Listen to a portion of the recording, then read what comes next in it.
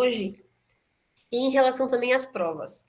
Eu tive conversando com o pessoal da direção, e em relação à pontuação que vocês vão fazer, a Unial, ela tem, a sede dela fica no México, e lá o padrão das notas não é igual ao Brasil. Então, eles usam, ao invés de, às vezes, 7 e às vezes 70.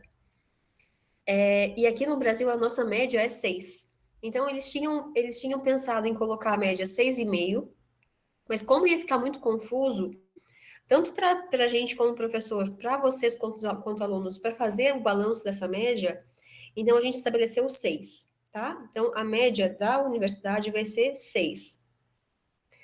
A segunda questão é sobre as provas.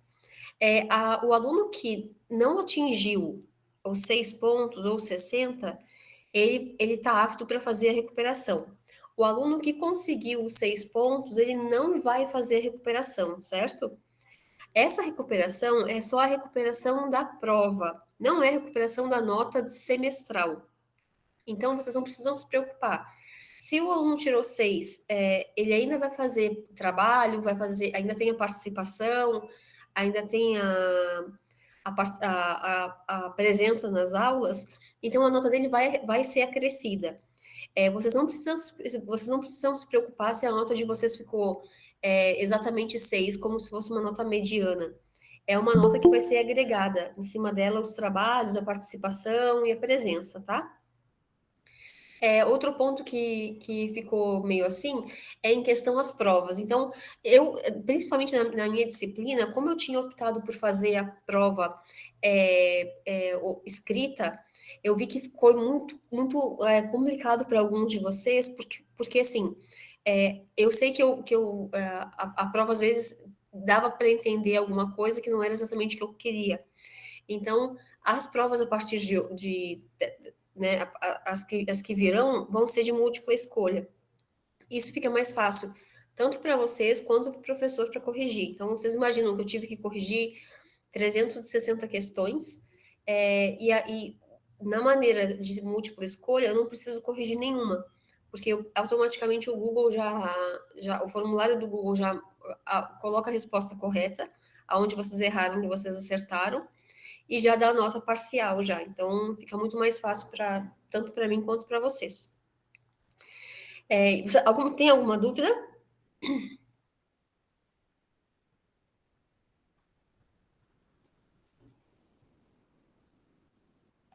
Pessoal, vocês estão me escutando? Sim. Então tá bom. Então, acho que ficou tudo certo, né? Entendi, professor, obrigado. Hoje, a outra questão da prova é a data. Como o pessoal da direção falou para mim acabou falando para mim hoje à tarde, a gente não tem exatamente definida a data. As pessoas que faltaram à prova, sem alegar nenhum motivo, elas precisam entrar em contato com a gente, tá? Com o pessoal da coordenação ou da direção. As pessoas que já entraram em contato comigo enviando algum documento ou algum atestado, a gente já está com os nomes, e aí sim, essas pessoas vão fazer a prova, tá? Então, além dos alunos que tiraram a média abaixo de 6, as que vão fazer a prova são aquelas pessoas que, em caso de terem faltado, apresentarem alguma desculpa, né? Algum comprovante de que não puderam fazer a prova. Mas então, a outra questão foi que o dia, né, o Sheikh Osama, ele teve um imprevisto, então eles pediram para a gente acabar trocando. Então, eu tinha avisado para vocês que a prova ia ser essa semana, mas como a direção me avisou hoje, então a prova não vai ser essa semana, e aí acabei trocando a aula com o Sheikh Osama. Então, a aula de Direitos Humanos, que seria amanhã, eu vou dar hoje, e amanhã tem aula de Fiqh com o Sheikh Osama. Então vamos lá, em nome de Deus, clemente misericordioso, Bismillahirrahmanirrahim. A gente já estudou na matéria de direitos humanos algumas questões bem relevantes. A primeira delas foi o que é direito, o que é o direito humano, do que se trata os direitos humanos, o que é teoria do direito, nisso, na perspectiva islâmica. Como que a gente consegue entender esses dois pontos? Como que a gente consegue unir os direitos humanos criados pelos humanos e o direito que Allah estabeleceu para a gente. Então, tudo isso a gente já comentou nas outras aulas, a gente já viu que os direitos humanos foram estabelecidos depois da Segunda Guerra, porque a sociedade, principalmente depois da Segunda Guerra, né? Antes também tiveram algumas questões. A sociedade viu que, da maneira que estava, a gente não ia conseguir chegar em nenhum ponto coletivo, então eles estabeleceram que, a partir da Carta da ONU, que ficou estabelecido que as pessoas têm direitos e deveres, e a partir disso começou a ser desenvolvida a Carta de Direitos Humanos, e depois, por último, foi estabelecido a Carta de Direitos Humanos da perspectiva islâmica. Então, todos esses pontos a gente já viu nas aulas anteriores. O que a gente vai começar a ver a partir de agora, que eu gostaria de apresentar para vocês, é o direito humano, mas de uma forma mais islâmica, de uma forma que a gente saia um pouco daquele direito humano que a gente conhece como a sociedade impondo algo para os muçulmanos, mas nós, como muçulmanos, mostrando para a sociedade que a gente sim consegue e a gente tem capacidade para mostrar e para, além de mostrar, para que o Islã seja um exemplo e algo que as pessoas possam aprender, né? Então, o que a gente vai falar hoje é o direito a uma vida segura no Islã. O que quer dizer? Depois que a gente vê que o direito humano é aquela capacidade que a pessoa tem, né? O direito que a pessoa tem de justiça, liberdade, igualdade, uma dessas questões é o direito de ter uma vida segura. Então, é sobre isso que a gente vai falar. A outra coisa que eu queria falar para vocês é que, como a aula de hoje foi meio que em cima da hora, e eu já tinha planejado fazer a prova e tal, então hoje não vai ter slide, tá? Eu vou deixar o slide pronto para vocês ainda hoje, inshallah, mas eu vou deixar disponível a partir de amanhã. Então vamos lá. Um dos principais significados da palavra Islã é o que mesmo? Quem sabe me dizer?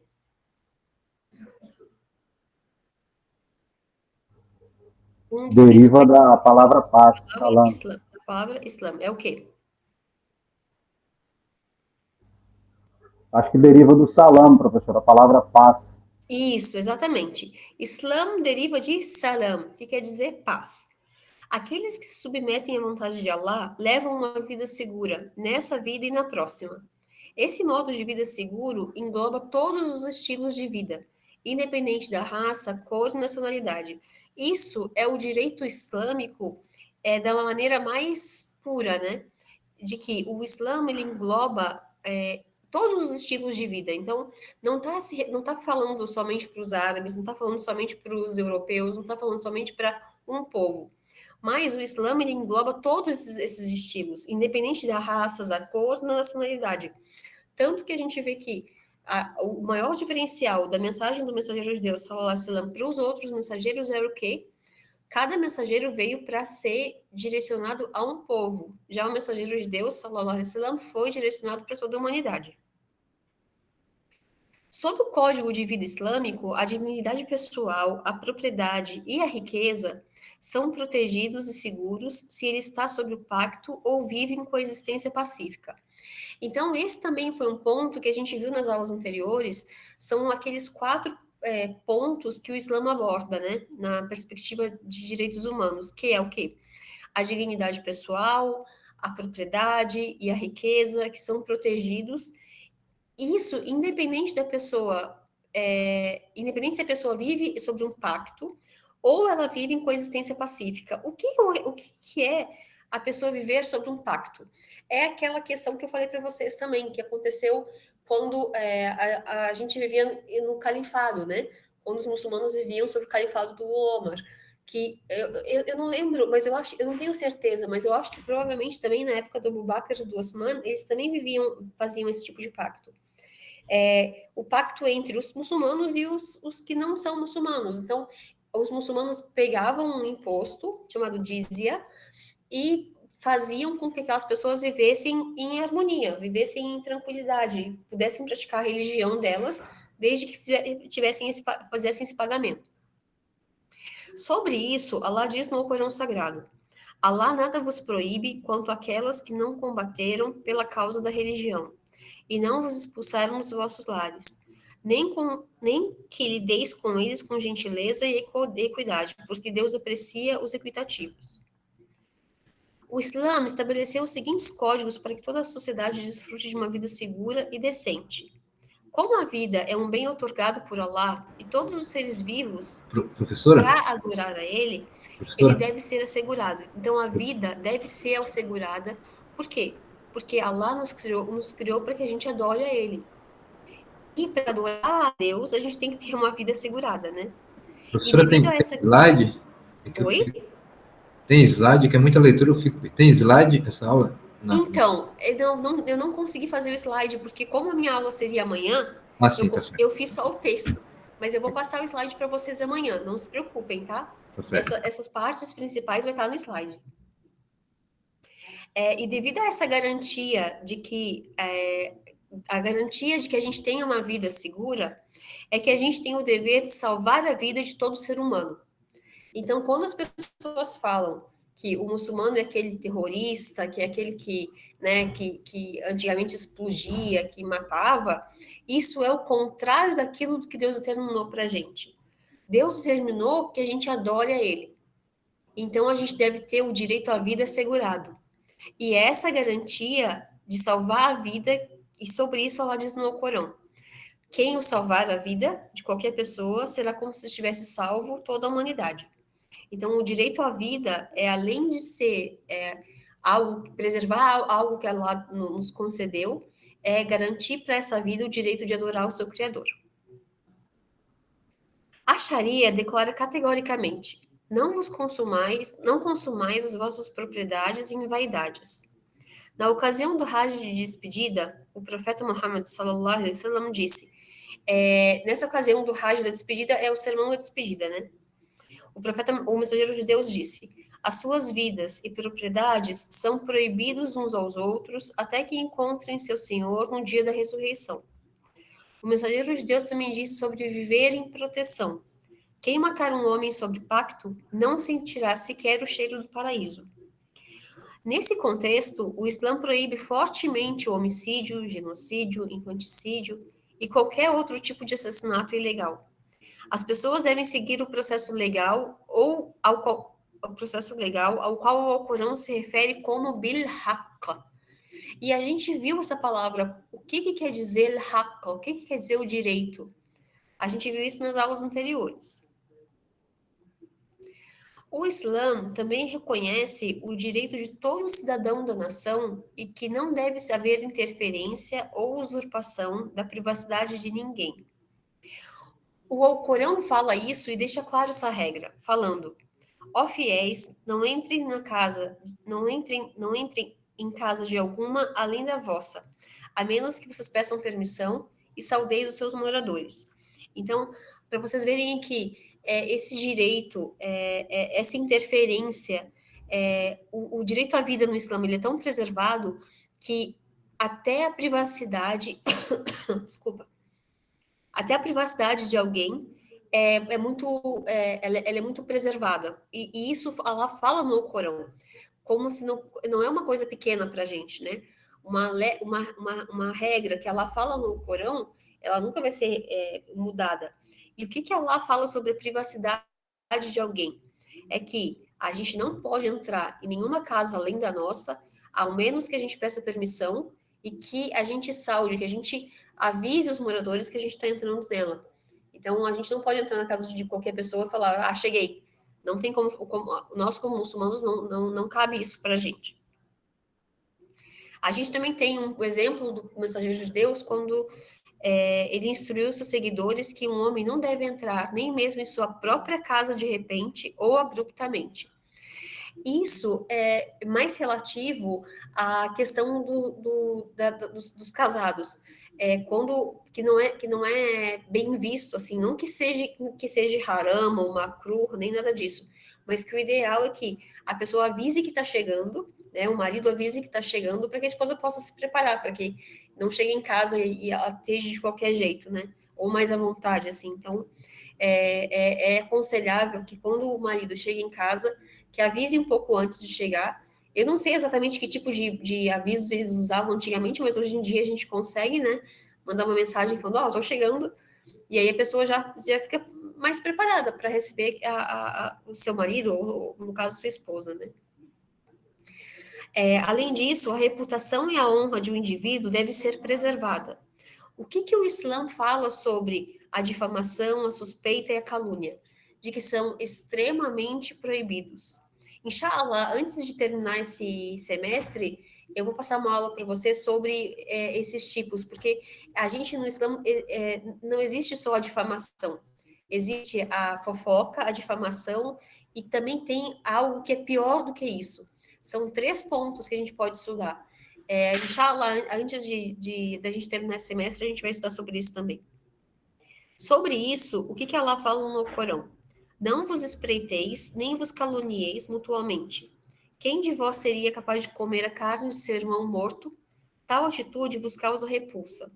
Então, essa também é uma regra que está no Corão Sagrado, que a gente não deve ficar procurando algo de errado nas pessoas, nem fazer calúnias mutuamente, ou seja, não ficar inventando fofoca, não ficar procurando assunto, né? Procurando assim, vamos ver o que o fulano fez, vamos ver o que o fulano fez, procurar motivos para falar mal de um irmão. Além disso, além dessa segurança à vida, o Islã também incentiva a segurança à liberdade individual. Então, até agora a gente falou sobre a liberdade coletiva, quando não pode entrar no caso de um irmão, a não ser que a gente se avise, a relação entre que o melhor seria avisar um parceiro quando está chegando em casa, para que ele se prepare. Mas o Islã também fala sobre a liberdade individual. O que é a liberdade individual, a segurança a essa liberdade individual no Islã? O que vocês acham que isso representa?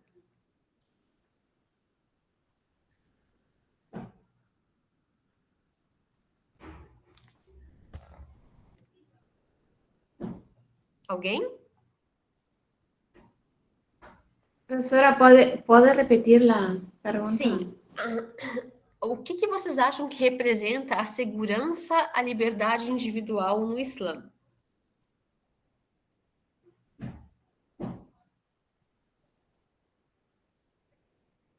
Segurança?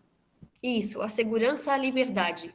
De que cada indivíduo deve ter a segurança, a sua liberdade garantida. O que isso quer dizer? Seria a própria opinião, a própria posição? Também. Vamos ver então o que é. O Islã estabeleceu o princípio de que nenhum cidadão pode ser preso ou ou ser caluniado, né? Ou ter sua personalidade ou ter o seu caráter posto em dúvida, a não ser que sua culpa seja provada por um tribunal. O que fala no Corão sobre isso? Allah diz: quando se julga entre pessoas para julgar com justiça.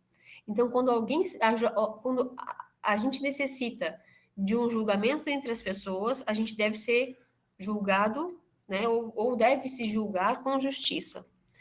E Allah disse ao mensageiro de Deus, sallallahu alaihi wasallam, me foi ordenado que faça justiça entre vós. Então, foi isso que o profeta Muhammad, sallallahu alaihi wasallam, isso foi que Allah ordenou ao profeta, ao mensageiro de Deus. Por essa razão, foi o qual o califa, o Omar, radiallahu anhu, disse: no Islã, nada pode ser apressado, exceto a busca pela justiça. Então, a gente não acelera nada no Islã. A gente pode acelerar a oração, por exemplo, eu estou apressado, vou sair, a oração é daqui 10 minutos. Eu posso apressar a oração? Não. Não pode. A gente não pode. A gente pode apressar o Hajj, por exemplo? Eu vou para a Meca mês que vem, mas o Hajj é só daqui 3 meses. Posso? Não. Não pode. A gente pode apressar o Ramadã? Não gosto de jejuar no calor, quero jejuar no inverno. Posso? Não, não pode. Também não pode. Não existe nada no Islã que a gente possa apressar. Tudo foi estabelecido por Deus numa ordem, num determinado tempo. Então a gente não pode apressar nada, exceto aquilo que o Omar disse, que é a justiça. A justiça a gente deve apressar, a gente deve julgar as pessoas o mais rápido possível, estabelecendo a justiça entre elas. Outra questão também que o Islã aborda é a economia e segurança nacional. Então, além da liberdade do direito à vida, como uma forma coletiva, e agora a gente também viu do direito individual, o Islã também garante que para a pessoa ter essa segurança, a pessoa precisa ter o balanço entre a economia e a segurança social. Porque a pessoa não consegue se sentir segura se ela não tem esses dois caminhos, né? Um deles é o zakat. O zakat garante a segurança social do indivíduo. O zakat é um dos pilares do Islã. Quem é que lembra para mim os pilares do Islã aí, gente?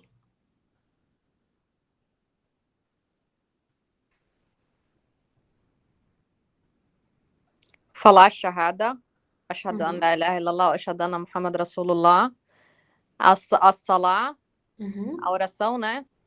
O jejum de Ramadã, peregrinação do Hajj e... o quinto. Então, tem um hadith... É o zakat, acabou de falar. O zakat, O zakat, O profeta Muhammad sallallahu alaihi wasallam disse: Buni al-Islam ala khamsa. شهادة لا إله إلا الله إقام الصلاة إيتاء الزكاة صوم رمضان والحج البيت. Então, o Islã foi construído em 5. A shahada, a oração, o jejum, o zakat e o hajj. Nesse contexto, nesses 5 pilares, geralmente quando a gente vai explicar assim para as crianças, né, que é uma maneira mais didática, eu sempre coloco para eles, gente, o que a gente consegue fazer mais vezes durante o dia? A shahada é a coisa mais fácil. A gente pode fazer mais vezes. Então, é uma coisa que a gente faz e não precisa nem contar. Qual é a segunda coisa que vai ficando um pouco mais difícil? É o segundo nível. A gente também faz todos os dias, mas a gente não consegue fazer toda hora. A oração. O terceiro é algo que a gente também a gente consegue fazer mais do que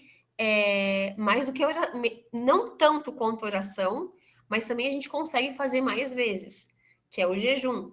O jejum do Ramadã foi prescrito para a gente, mas a gente tem outros tipos de jejum. Tem jejum, o sunna, sunna de jejum é o que mais tem. Depois vai ficando mais difícil. O Ramadã a gente faz uma vez por mês. Agora, o que a gente faz uma vez por ano? O pagamento do zakat e o hajj. Então, para as crianças, eles conseguem materializar isso mais fácil.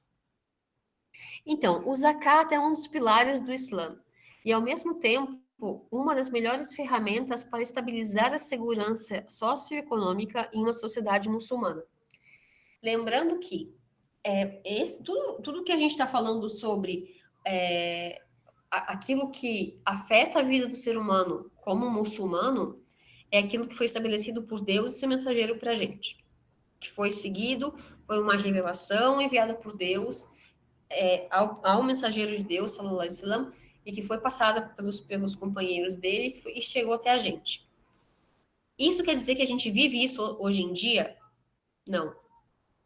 Esse é o ideal. Esse o caminho que Deus quer é esse. Mas isso acontece? Talvez sim, talvez não. Talvez que algumas sociedades sim, algumas sociedades não. Quer dizer que a gente está errado, que o zakat está errado? Não. Quer dizer que a gente ainda falta um pouco, né, de esforço, a gente como muçulmano, para conseguir chegar num nível mais elevado de fé e praticar tudo aquilo que Deus nos ordenou. O zakat, ele entra nisso porque ele faz parte do sistema econômico islâmico na sociedade e é um dos meios para alcançar a estabilidade social. O zakat, ele não é só o pagamento daquela quantia de dinheiro para ajudar o necessitado, mas o zakat, quando ele é pago, né, da maneira correta, ele garante a estabilidade social no meio da comunidade islâmica. A segurança social é alcançada não apenas através do zakat, mas também algo que complementa o zakat. O que vocês acham que é isso? Algo que complementa ou que se assemelha ao zakat? Não entendi o que você quis falar com isso. A segurança social entre os muçulmanos é alcançada não apenas através do zakat, mas também existe outra maneira de se alcançar essa segurança social, essa segurança econômica. Sadaqah? A sadaqa, a caridade. Então, quando a pessoa não consegue pagar o zakat, quando ela não tem a capacidade para pagar o zakat, por quê? O zakat é o pagamento daquele valor que sobra durante um ano inteiro, a pessoa vai lá e paga 2,5%. E se a pessoa não tem condições de fazer isso? Ou num ano ela teve que utilizar aquele recurso que ela guardou. Ela não faz caridade? Não, ela faz a sadaqa. Ela pode fazer, ela pode pagar, nem que seja menos do que o zakat, mas ela faz a sadaqa, ela faz a caridade. Outro meio de se alcançar essa segurança social, além do zakat e da sadaqa, é o waqf. O waqf é um bem para uso público. É isso que significa o waqf. O waqf é um local ou algo que foi destinado ao uso dos muçulmanos. Por exemplo, um exemplo bem simples, abrir uma torneira para fora de casa. Isso, além de ser sadaqa, é waqf. A pessoa pode utilizar, é um uso público. Outra coisa que é waqf por exemplo, uma escola que a pessoa foi lá e bancou a escola e deixou a escola aberta, os pais matriculam as crianças e aquele dinheiro que está ali, ele gira em torno dos muçulmanos, ele também é um waqf. E também, além desses 3 pontos, tem a distribuição do Beit al-Mal. O Beit al-Mal é o tesouro islâmico. Eu não sei se hoje em dia a gente tem o Waqf a gente tem, a Sadaqa entre os muçulmanos a gente tem, o Zakat a gente tem.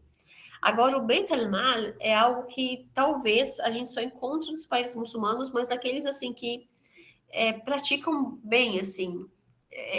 Eu não sei, eu não arrisco dizer que hoje em dia tem algum país que pratica o tesouro islâmico na forma 100% halal, né?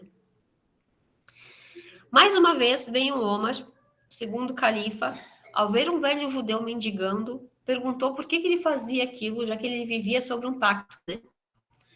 Ao ouvir a resposta do homem, o Omar disse: nós não tratamos você com justiça, tomamos de você os impostos enquanto você era jovem e agora abandonamos você na velhice.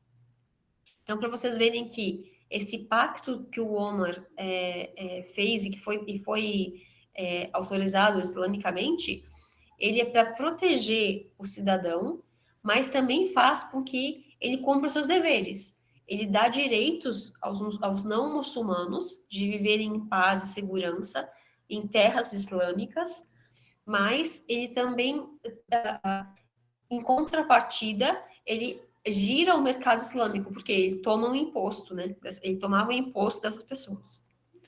O Omar, então, levou esse homem para casa e deu dinheiro para ele. Em seguida, ordenou ao funcionário do tesouro, que seria o funcionário do Banco Islâmico naquela época, que desse a essas pessoas, os que não podiam ganhar a vida, um sustento do tesouro público. Então, era como se fosse uma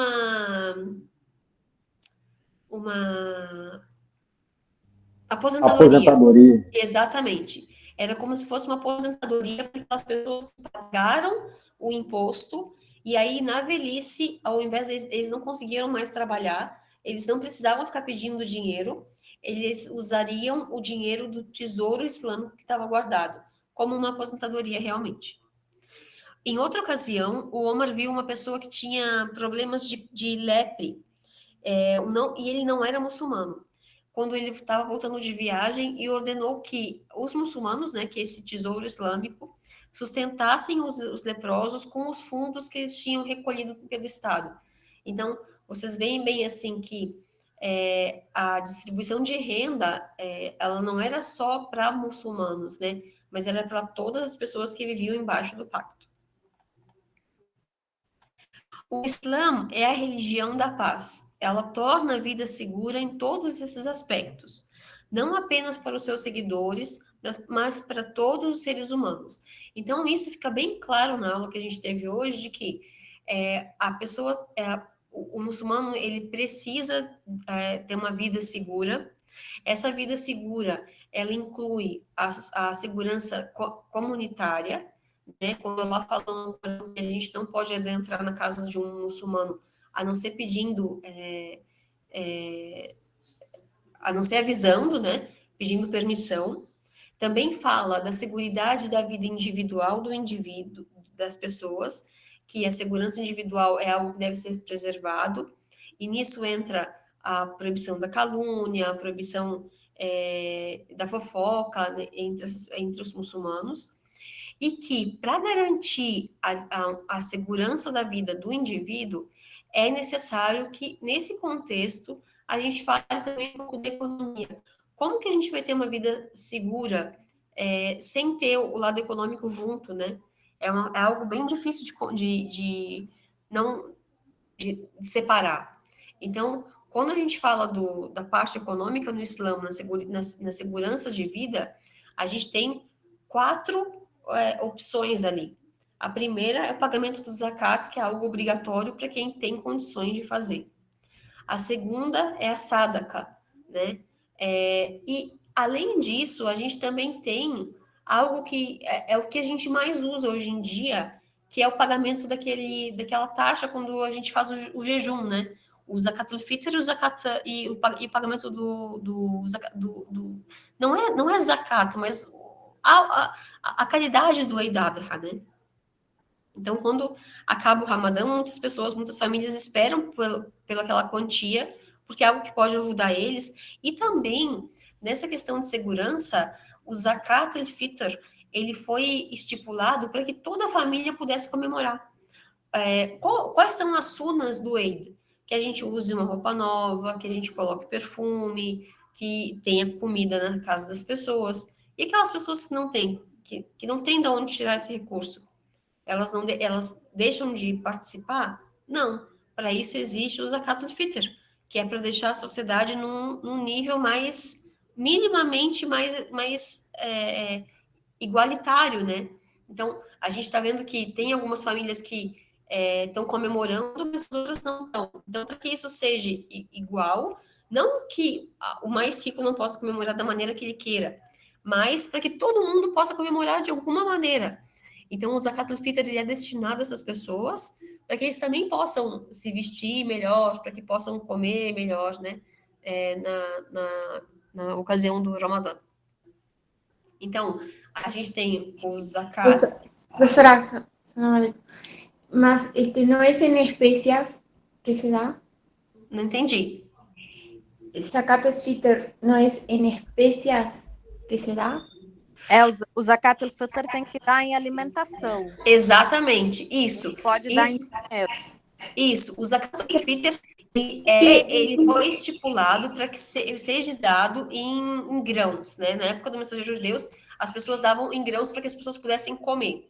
Mas, hoje em dia, pelo menos aqui no Brasil, o que a gente vê é que a gente dá o valor desse grão, que seria algo que fosse algo mais cultural. Por exemplo, nos países do norte da África, o que eles mais usam? Vou usar como exemplo a fava, para fazer furo. Então, ele seria pago dessa maneira. Na região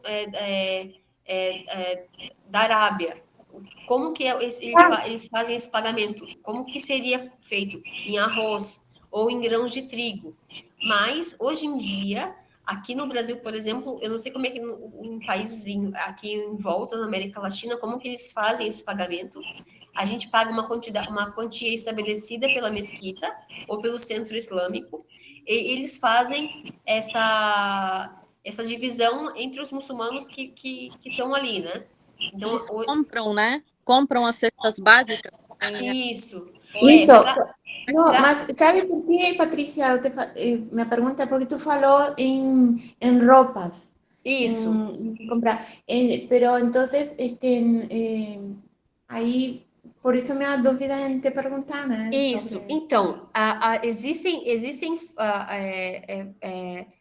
legislações, fátuas, que falam o quê? Que isso depende da situação de cada comunidade. Por exemplo, se eu sei que na minha comunidade tem pessoas que estão precisando desse valor, eles não precisam de cesta básica, porque, por exemplo, não tem luz. A pessoa não tem luz em casa. Teve a luz cortada. Então, a cesta básica não vai adiantar muito nessa situação. Então, os sábios permitem, então, que nessa situação a gente dê em dinheiro. Aí, por isso que eu falei da roupa. Então, a pessoa decide o que ela quer fazer, né?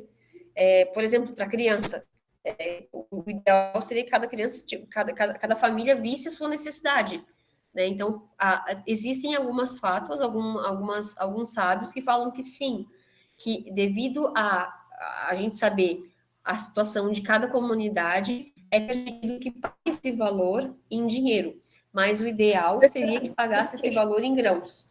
Tá, mas isso não seria vida, porque na época do profeta, ela passeia com ele, não tinha luz. Exatamente, não é bida por causa disso. Seria bida se a gente falasse que o pagamento do Zakat al-Fitr é somente válido em dinheiro. A partir de agora, a gente não vai pagar mais em grãos, a gente vai pagar só em dinheiro. Aí sim. Mas o que os sábios recomendam é que por exemplo, na época do profeta Muhammad sallallahu alaihi wasallam, eles não pagavam em dinheiro, não pagavam em moeda, o zakat.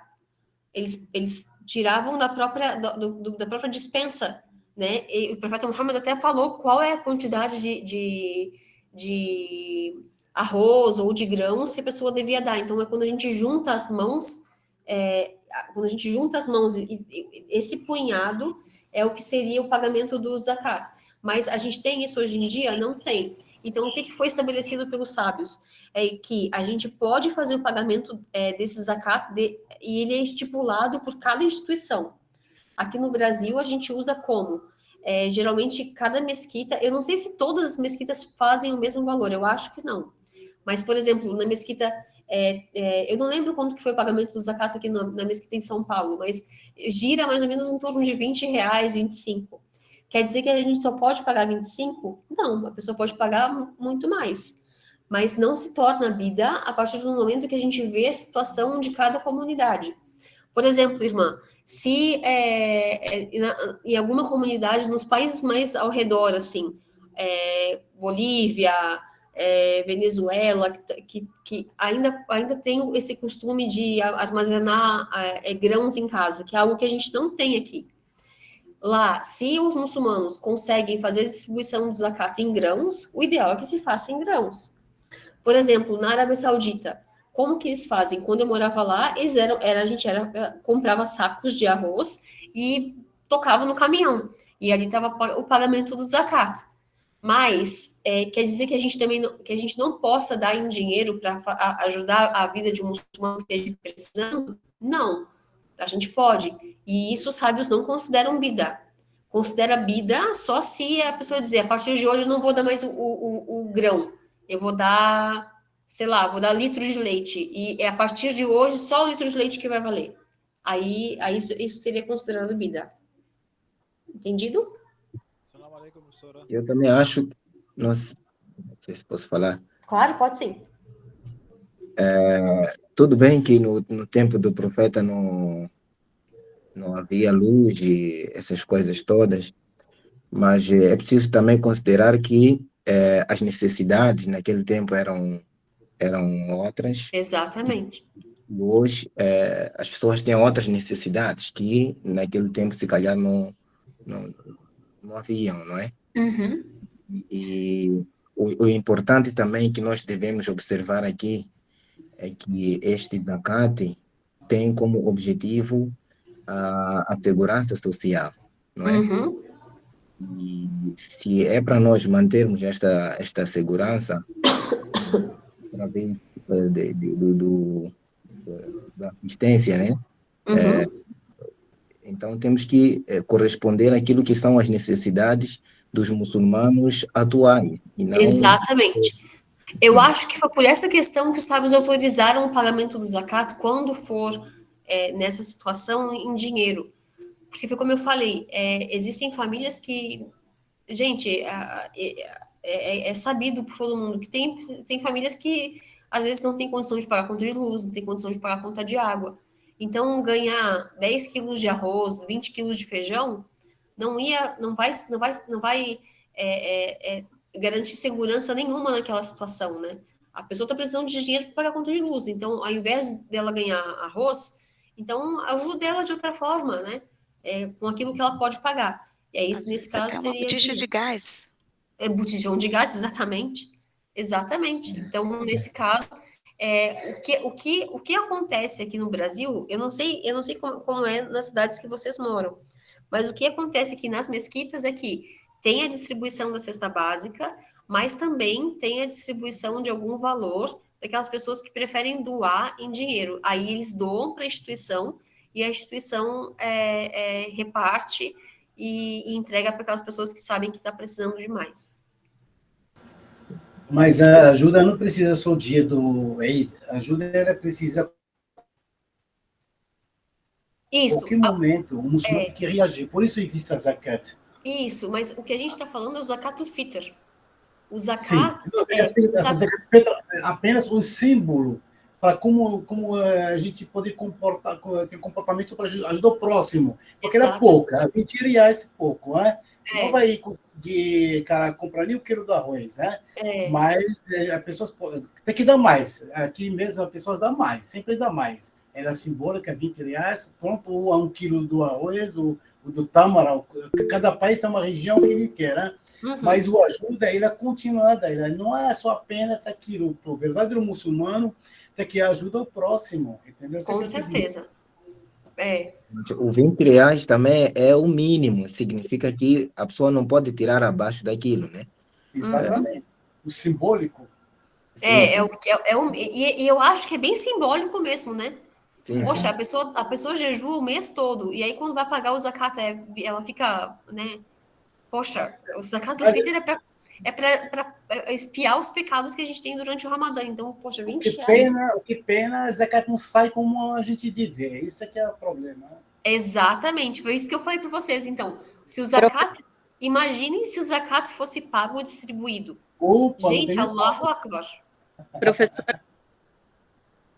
Na verdade, o que eu acho que está a acontecer é que certas pessoas tiram o zakat como se estivessem a tirar um sadaqa. Este que está a criar este problema todo. Por isso que o zakat de hoje não consegue resolver o problema de muitas pessoas, porque o zakat de hoje ele sai como se fosse um sadaqa, na verdade.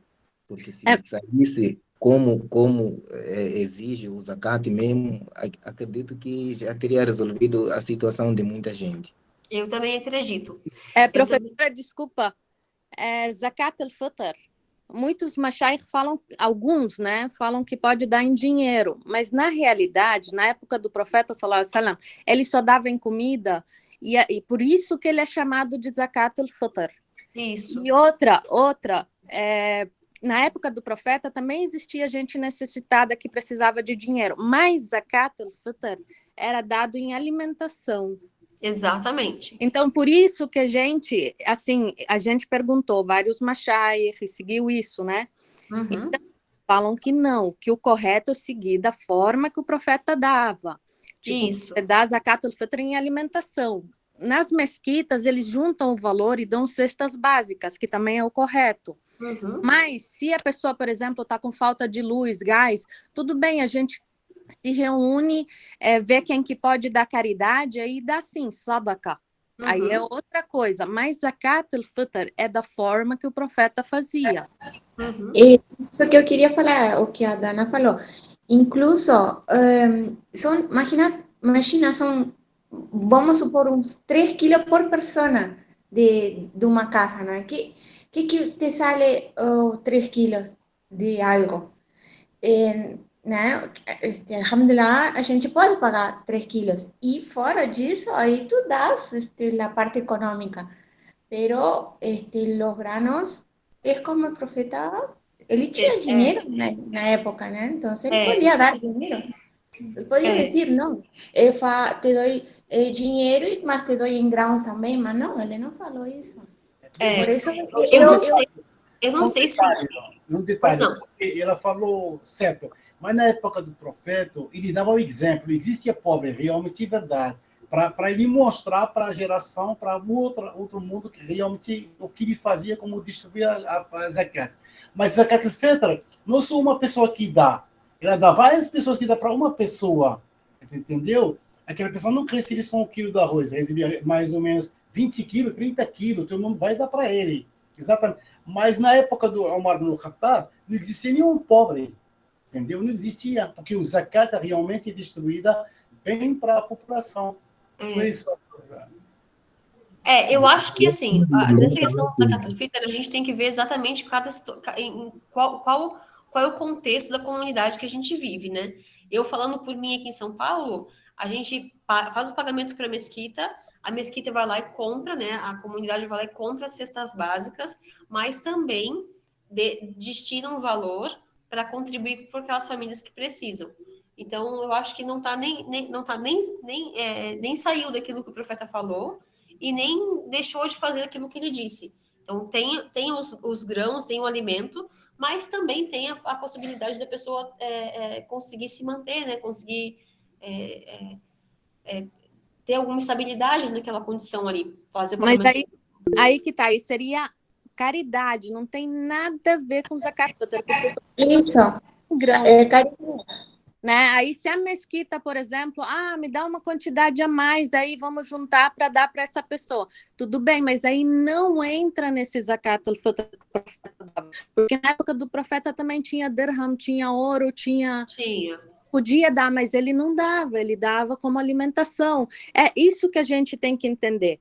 A gente não atualiza o Islã, a gente deve seguir conforme o profeta seguia. Exato. Ele é o melhor exemplo. Por isso que eu estou falando para vocês. A gente tem que ver a característica de cada comunidade, ver o que cabe em cada comunidade. Bom, além disso, além do zakat, tem a sadaqa, que eu comentei com vocês. A sadaqa é diferente do zakat, é aquilo que a pessoa pode dar, independente de ela ter conseguido os 2,5% do valor acumulado durante um ano. Então, se a pessoa não conseguiu reunir esse valor, ela pode dar a sadaqa, que é aquele valor que ela dá o quanto que ela quer e quando ela quer. Depois disso tem o Beit el-Mal, o Waqf, antes do Beit el-Mal, o Waqf, é algo que foi destinado aos muçulmanos para que se reúna um valor. Por exemplo, o que a gente pode fazer, o que a gente pode definir como um Waqf aqui no Brasil hoje? Um estacionamento.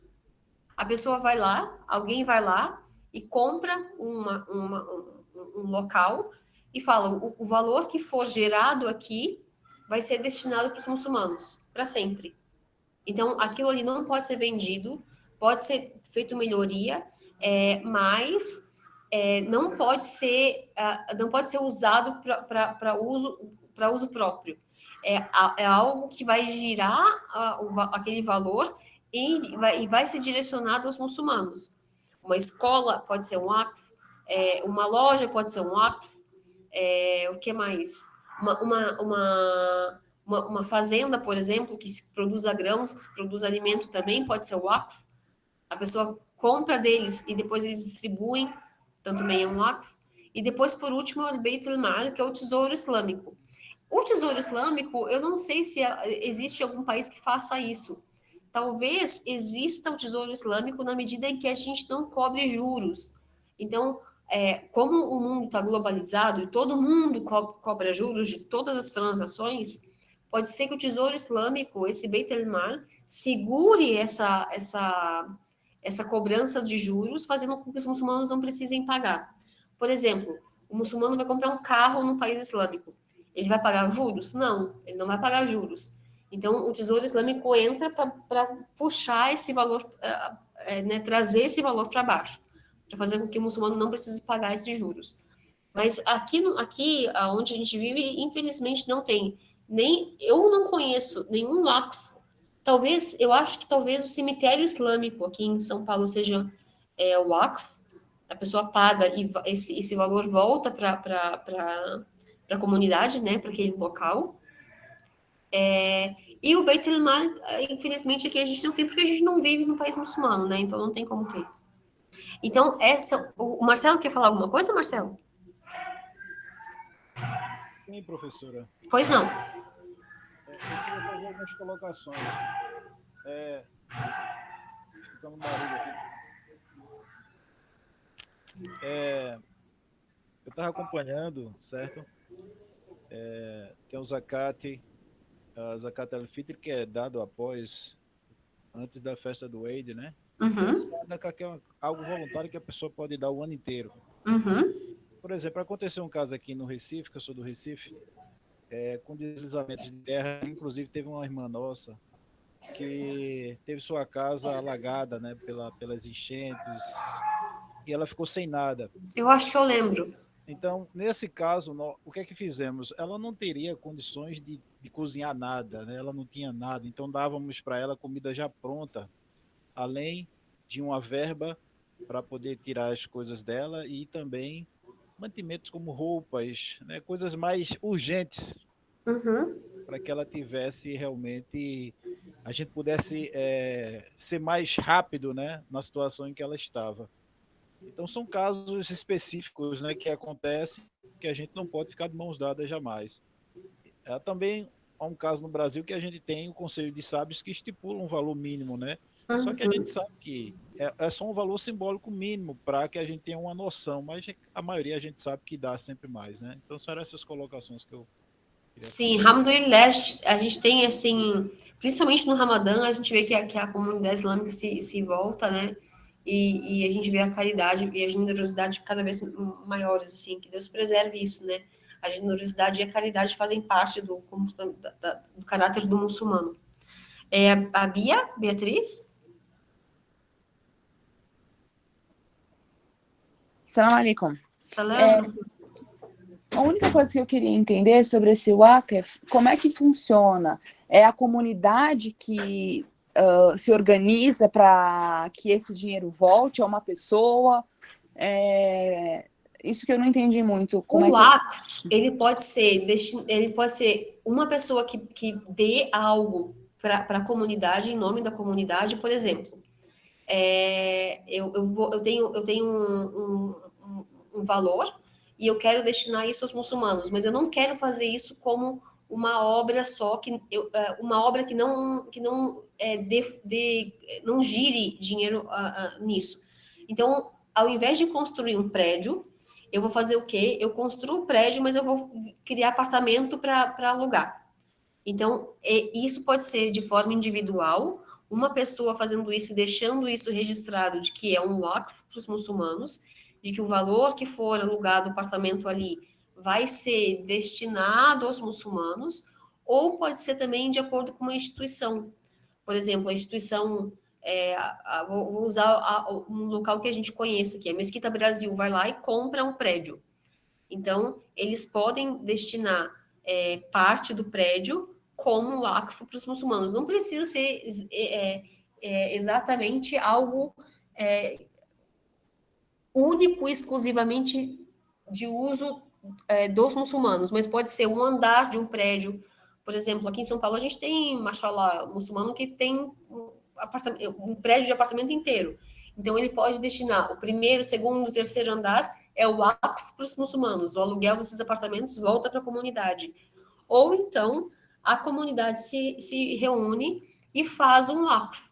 Por exemplo, aqui na Mesquita do Pari, não tem aquele estacionamento do lado?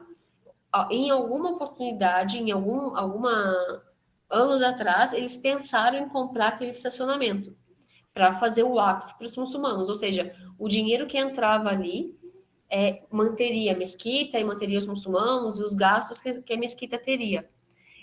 O waqf não precisa ser de somente uma pessoa comprando.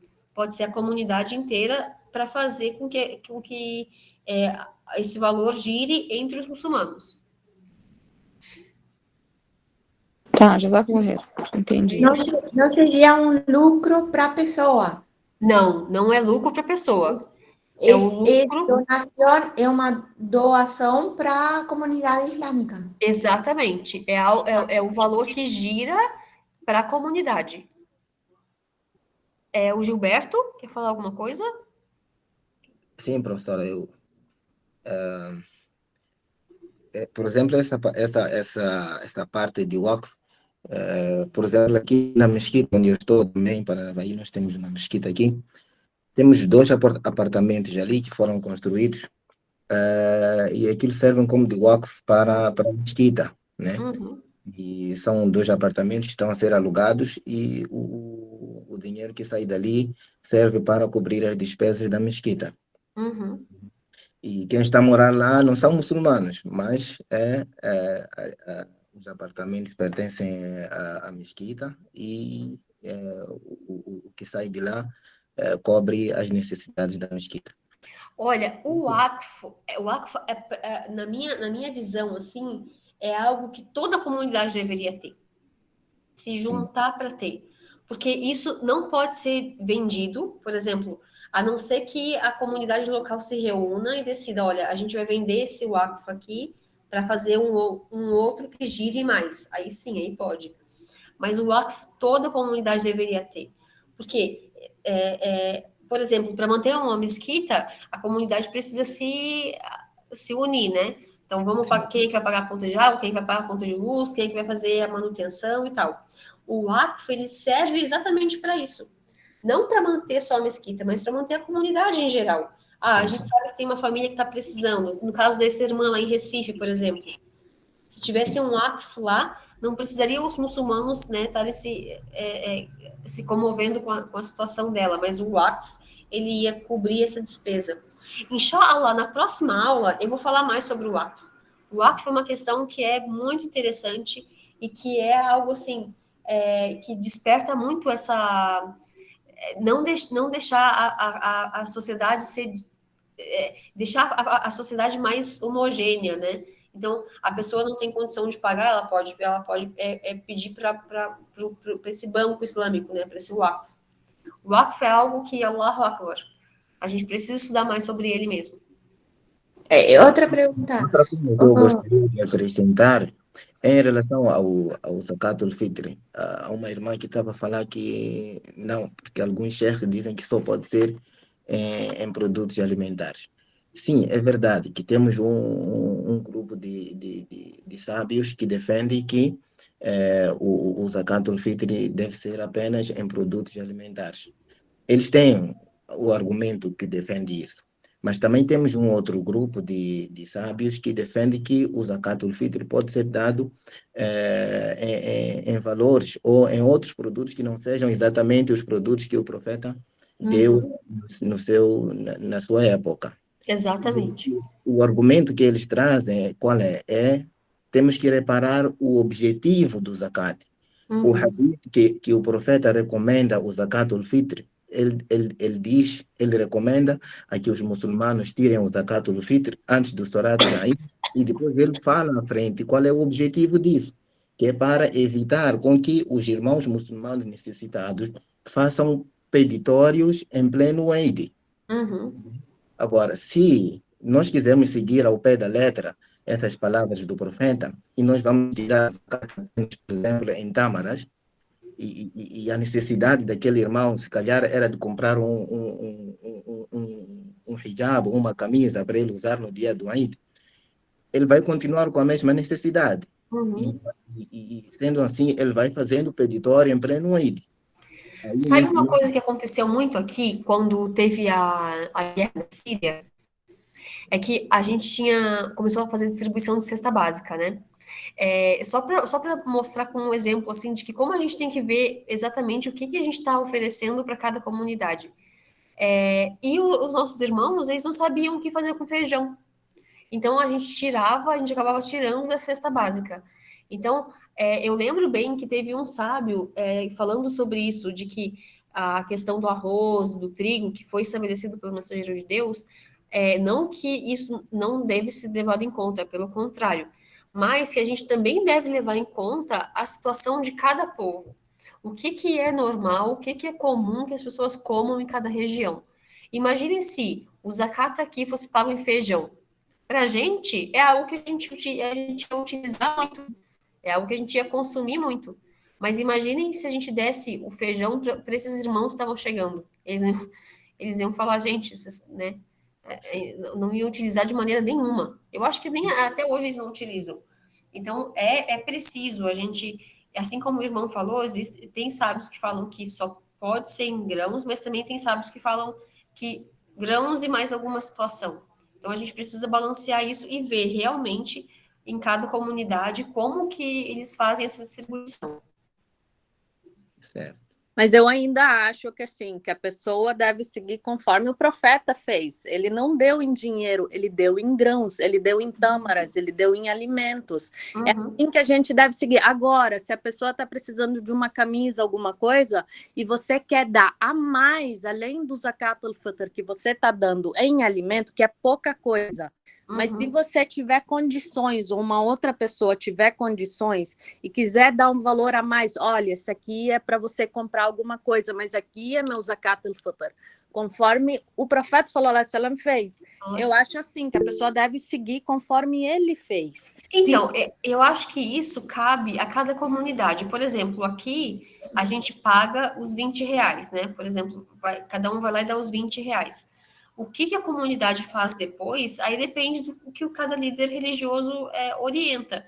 Por exemplo, pode ser que a gente dê metade desse valor que a gente reuniu em grãos, na cesta básica.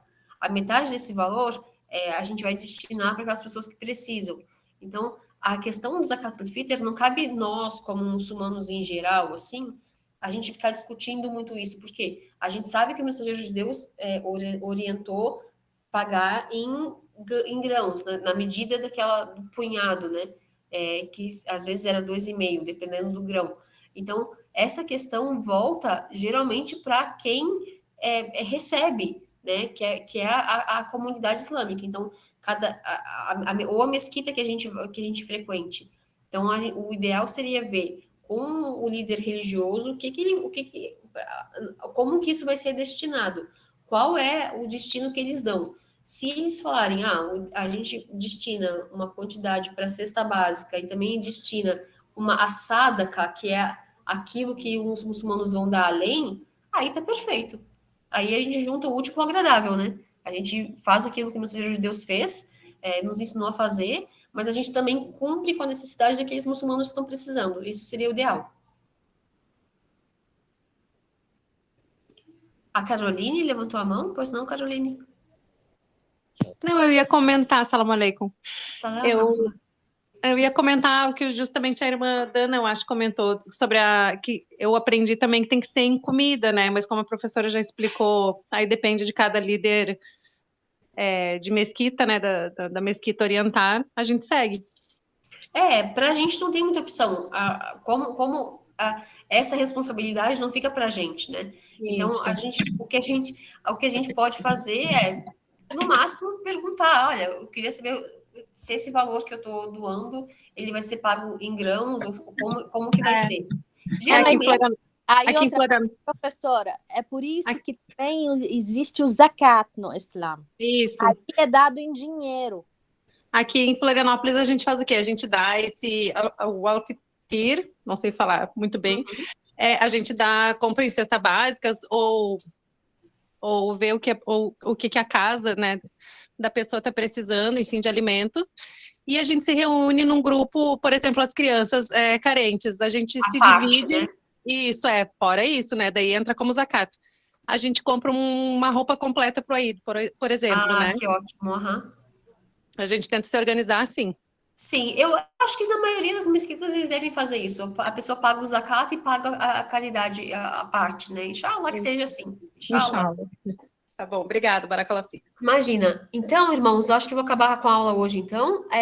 Lembrando que a partir de amanhã eu coloco o slide, e amanhã, então, a gente vai ter aula de fiqh, tá? É com o Sheikh Osama. Como muitos irmãos entraram depois da explicação, eu dei aula de direitos humanos hoje, porque o Sheikh Osama teve imprevisto, então a gente trocou o dia.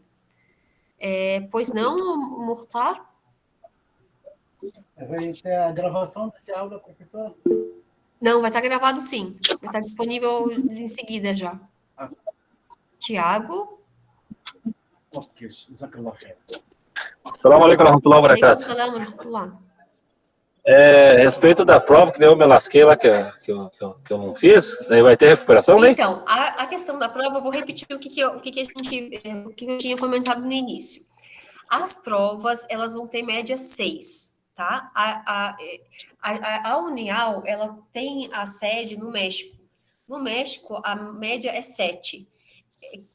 Aí foi decidido que a gente ia ter média 6,5, mas eu comecei a bater o pé, falei, gente, 6,5 não vai dar certo, vai ser muito difícil para a gente como professor, vai ser difícil para os alunos, então vamos colocar 6, aí, alhamdulillah, a média das provas vai ser 6, a média para o aluno passar de ano é 6.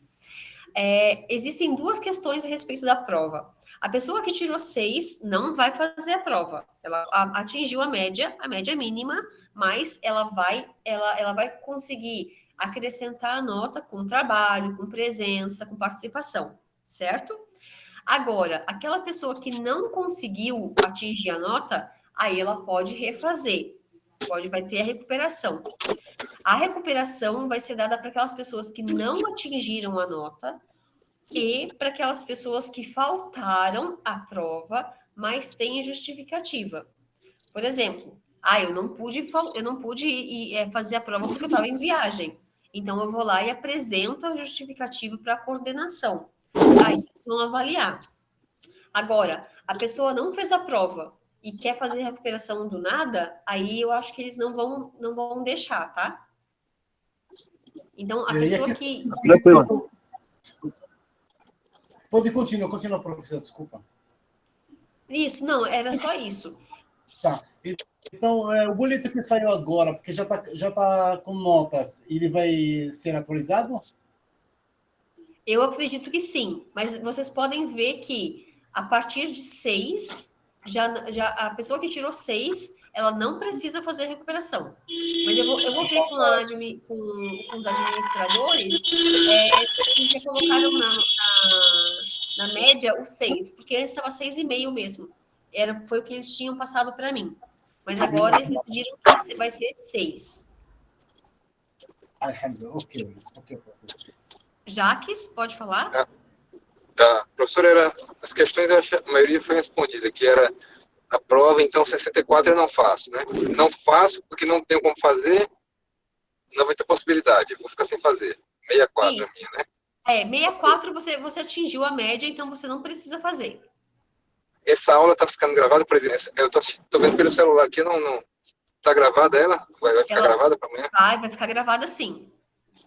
E a questão do grão, né, do que estão discutindo, eu acho que essa interpretação mais aberta é melhor mesmo, porque eu acho que o grão é porque naquela época todo mundo tinha a dispensa desse jeito, né? Hoje o pessoal é diferente, né? Vai abrir a geladeira, não tem mais grão, essas coisas. Tem comida pronta, né? Tem comida pronta, tem esse tipo de coisa diferente os tempos. Né? Mas eu acredito que a gente possa levantar essa questão mais com o Sheikh Osama na aula de fiqh. De repente, vocês podem sugerir para ele amanhã, falar, Sheikh, a gente levantou uma questão na aula de direitos humanos sobre o Zakat al-Fitr.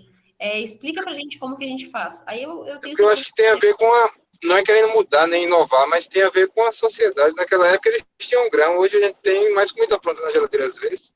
Quer dizer, depende muito da sociedade. Por isso que talvez o dinheiro caiba mesmo. Eu acho que é isso. Só isso. Tchau. Aline, qual foi a sua pergunta? Agora que eu estou vendo aqui. As pessoas que pediram nova correção, eu já corrigi as provas. Inclusive, já mandei para vocês o gabarito. A pessoa que tirou 60, ela não vai fazer a prova mais. Ela não vai fazer. A recuperação só vai ser para quem ficou abaixo da média e para quem faltou com justificativa. Omara, você faltou, não fez a prova, então você manda a justificativa para a gente. Aí a gente considera, eles vão considerar e colocam o seu nome para refazer. Soraya, se eu conseguir ter acesso à sua prova, eu não sei, Soraya. Eu não consegui falar com o pessoal da administração ainda à tarde. Mas eles ficaram de fazer uma investigação para aquelas pessoas que fizeram a prova, mas não apareceu para mim a correção. Ele fez a prova, mas dizem que mandou depois da hora. Pessoal, essa é uma coisa que o pessoal da administração me falou. Vocês têm que ser bem certinhos a respeito do horário da prova. Mas, Abdul Ghafur, você fez... manda para mim. Eu sei que você mandou para mim já. Eu já passei a sua situação para o administrador, então ele também vai ver. Não, Soraya, se você já falou com eles, não precisa fazer. E a prova não vai ser amanhã, gente. A prova vai ser em outra situação, em outra data que a gente não marcou ainda, tá? A prova de recuperação não vai ser amanhã. Amanhã é a aula do Sheikh Osama, a aula de fiqh. Certo? Inshallah, então, que a aula tenha sido proveitosa. Tudo aquilo que aconteceu de bom que vocês aprenderam, que a gente conseguiu ter benefício, foi de Allah, e todo o erro foi de mim e do Shaitan. Que Deus nos preserve a nossa religião, que faça com que a gente sempre tenha mais motivos para defender aquilo que é correto. Onde estão as notas, Mohamed Jamal? Eles vão mandar para vocês um e-mail, o relatório de todas as notas, tá? A nota de fiqh, de akida, de sira, de biografia e de direitos humanos, e de árabe. Eles vão mandar para vocês. Inshallah, já chegou em todos os e-mails de vocês. Deem uma olhada lá. Pessoal, qualquer coisa que vocês tiverem dúvida, eu estava de viagem, por isso que eu não estava conseguindo responder a todos, mas agora já estou de volta. Então, qualquer dúvida que vocês tiverem a respeito das provas, a respeito dos horários, a respeito de qualquer situação, podem mandar mensagem para mim que eu respondo, tá? Se eu demorar muito é porque estou fazendo alguma coisa, mas insistam que eu sempre respondo, inshallah. Então, salam alaikum. E essa aula vai ficar gravada, inshallah. Então, salam alaikum wa rahmatullahi wa barakatuh.